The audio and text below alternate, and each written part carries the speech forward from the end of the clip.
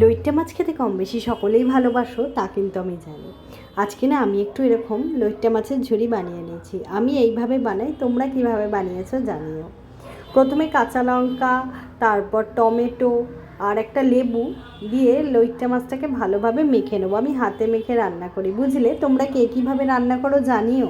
এবার নুন, হলুদ, তারপরে ধরো কাশ্মীরি লঙ্কার গুঁড়ো সবই দিয়েছি। চাইলে তোমরা কাশ্মীরি লঙ্কার গুঁড়োটা কিন্তু না দিলেও পারো। আর দিয়ে দিচ্ছি অল্প পরিমাণ একটু চিনি আর জিরে গুঁড়ো। আমি কিন্তু গরম মশলা গুঁড়ো অল্প পরিমাণে ব্যবহার করব। অনেকে গরম মশলা খায় না লইটা মাছে, কিন্তু আমি দিই। এটা আমি একদমই পেঁয়াজ রসুন ছাড়া করব। তোমরাও যদি একবার এইভাবে ট্রাই করো, আশা করি তোমাদেরও কিন্তু ভীষণ ভালো লাগবে। সর্ষের তেলটা দিয়ে দিলাম, এটা না একটু বেশি পরিমাণে দেব, তাহলে স্বাদটা বেশ ভালো লাগে। এবার এটাকে ম্যারিনেশন করে অন্তত আধ ঘন্টা রেখে দিও।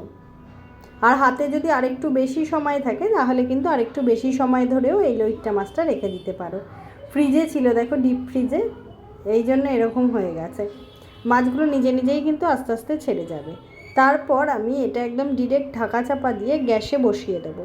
তারপরে এটাকে ফুটতে দেবো। আমি কিন্তু এতে কোনো রকম জল ব্যবহার করব না।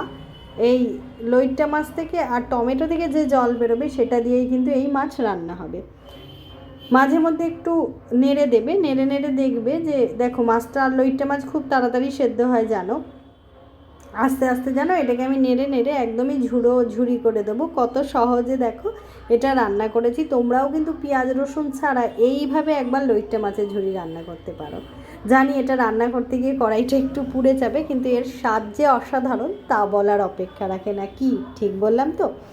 এবার নামাবার আগে আমি অল্প পরিমাণ ধনেপাতা দিয়ে দিয়েছি, দিয়ে আর একটু ভালোভাবে এটাকে মাখা মাখা করে নিলাম। এই দেখো তৈরি হয়ে গেল আমার লইট্টা মাছের ঝুরি। গরম ভাতে এই লইট্টা মাছের ঝুরি থাকলে আর বোধহয় কিছু চাই না। আমার মতন কে কে লইট্টা মাছ খেতে ভালোবাসো জানিও।